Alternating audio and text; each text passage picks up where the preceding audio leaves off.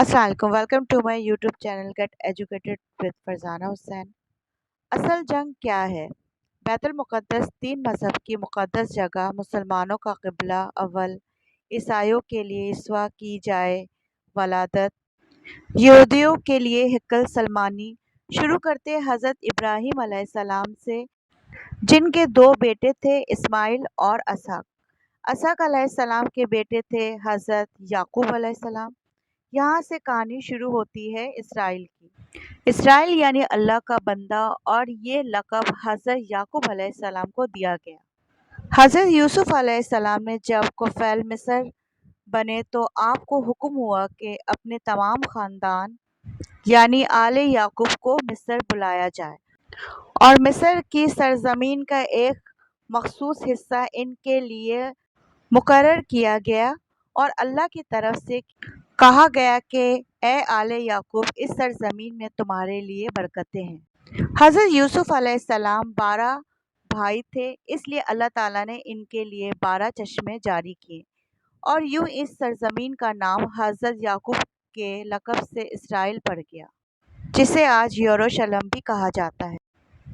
آپ کی نسل سے کم و بیش 70,000 انبیاء کرام آئے۔ حضرت یوسف کے بھائی یہود کی نسل آگے بڑھی تو اس میں سے آنے والے تمام بنی اسرائیلی یہودی کہلائے۔ وقت گزرتا گیا اور حضرت موسیٰ علیہ السلام کا دور آیا۔ جب فرعون نے مصر کی زمین آپ پر تنگ کی تو بنو اسرائیل کے ساتھ آپ کو مصر سے نکالنا پڑا۔ اسی دوران بنی اسرائیل پر اللہ تعالیٰ کی بہت سے کرم نوازش بھی ہوئی، جس میں من سلوہ، چشموں کی بہتات، مچھلیوں کے شکار کا ذکر قرآن پاک سے بھی ملتا ہے، اور ہمیں ایک گائے کا ذکر بھی ملتا ہے جس کے لوتھڑے سے مردے نے اللہ کے حکم سے زندہ ہو کر اپنے قاتل کا بتایا ہے۔ اس گائے کی نشانی اللہ تعالیٰ نے قرآن پاک میں بیان فرمایا ہے، جو کہ ایک سرخ مائل رنگت کی گائے تھی، اور اسی گائے آج بھی یہودیوں کے نزدیک مقدس مانی جاتی ہے۔ حضرت موسیٰ علیہ السلام کے بعد دیگر نبی آئے۔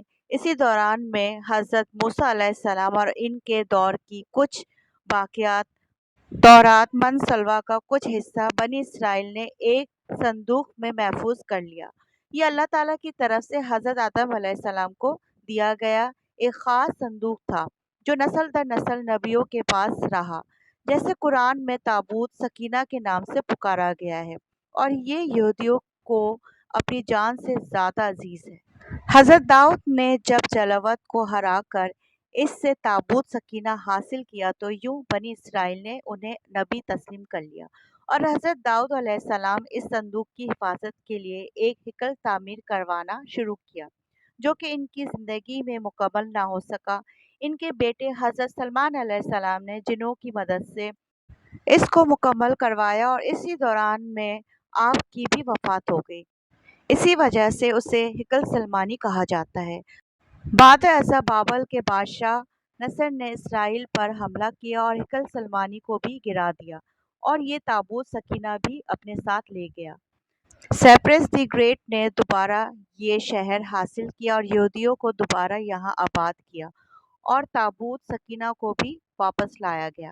ہیکل سلیمانی ایک دفعہ پھر تعمیر کیا گیا۔ پھر وقت گزرا اور حضرت عیسیٰ علیہ السلام کی آمد ہوئی، جنہیں نعوذ باللہ یہودیوں نے دجال، ناجائز اور کیا کیا لقب دیے۔ یہاں سے یہودیوں میں سے دو الگ قومیں ہو گئیں، ایک یہودی اور دوسرے عیسائی۔ یہودیوں نے سازش کر کے حضرت عیسیٰ علیہ السلام کو صلیب پر چڑھانا چاہا، اور اللہ تعالیٰ نے انہیں اپنے پاس اٹھا لیا۔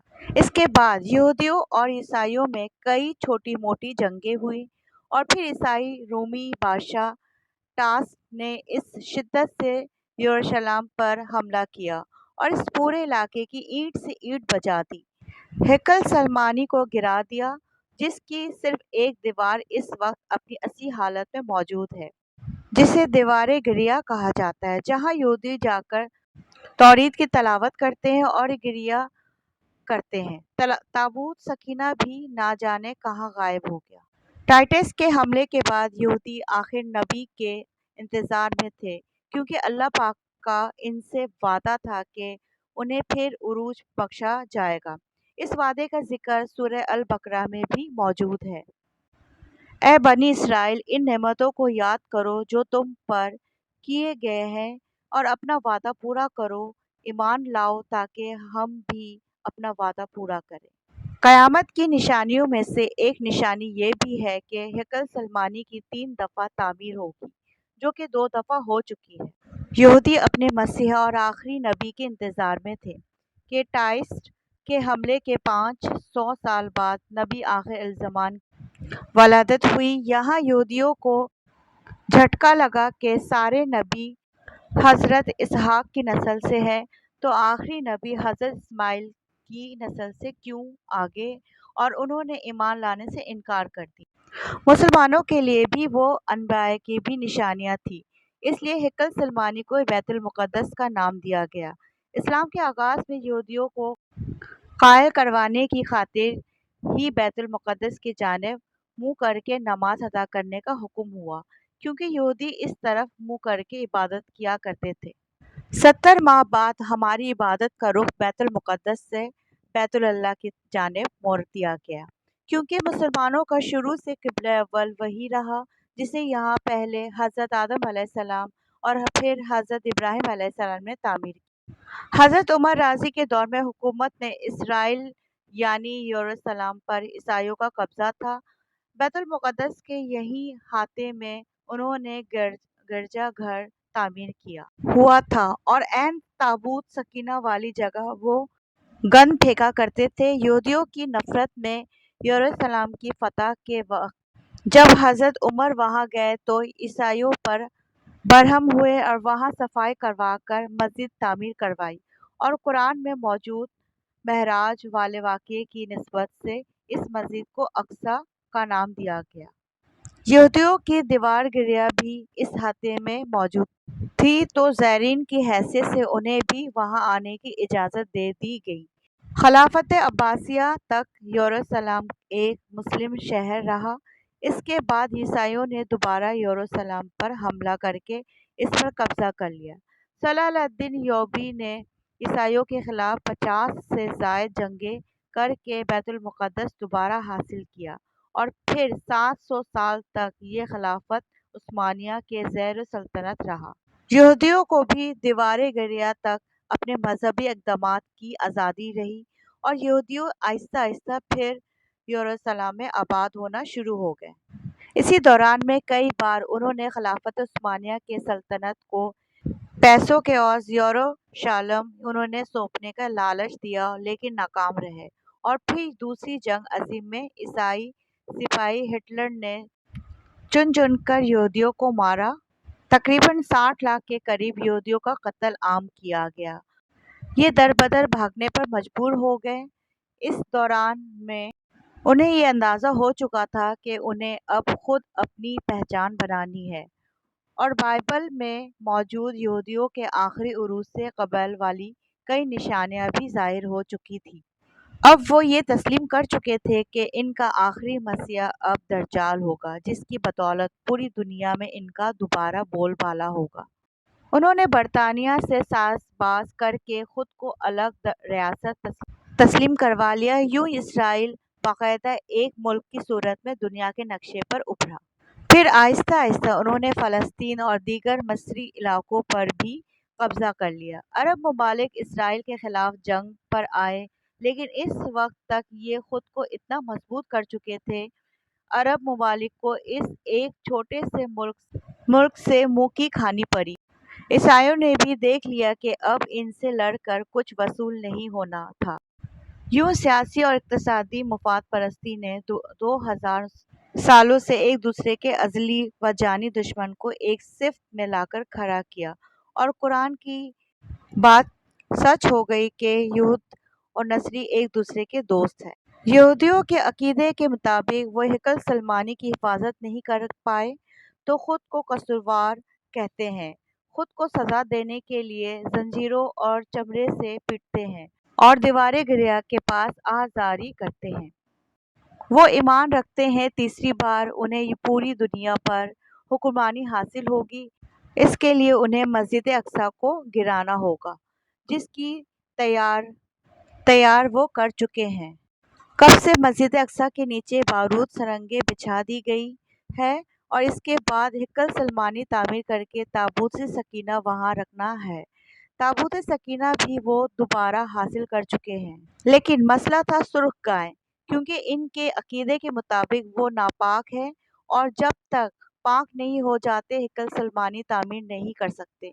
वो पाक होने के लिए सुर्ख गाय की कुर्बानी देना होगी, वो गाय जिसकी निशानियां कुरान पाक में बयान की गई, जो इस वक्त भी उन्हें ढूंढने में मुश्किल हुई थी।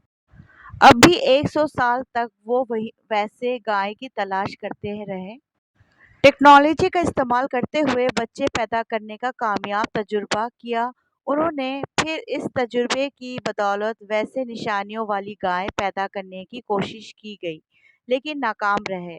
2019 में एक अमेरिकी रियासत से 5 अदद वैसे गायें उन्हें मिल गईं, जिनके जिस्म पर सुर्ख रंग के अलावा और कोई बाल नहीं था। उन्हें कभी काम के लिए इस्तेमाल नहीं किया गया था और अगली निशानी के इन पर किसी बीमारी का असर नहीं होना चाहिए। पूरी दुनिया में कोड फैलाकर मुख्तलिफ जानवरों के साथ उन्हें भी टेस्ट किया गया और उन पर इस बीमारी का कोई असर न हुआ। अलगर्ज करीब क़यामत और दज्जाल के ज़ुहूर वाली तमाम तर तैयारियां वो मुकम्मल कर चुके हैं।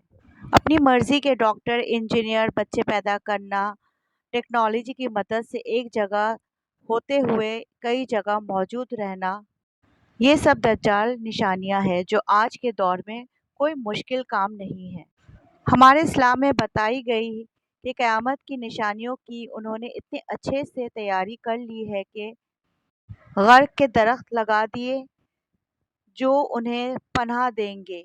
हदीस के मुताबिक दज्जाल का हज़रत ईसा अलैहिस्सलाम के हाथों कत्ल होने का जिक्र मौजूद है। इस जगह वो दज्जाल के फरार के लिए एयरपोर्ट बना चुके हैं। ये सब क़यामत की निशानियां हैं और हिकल सलमानी ने भी बनकर रहना है।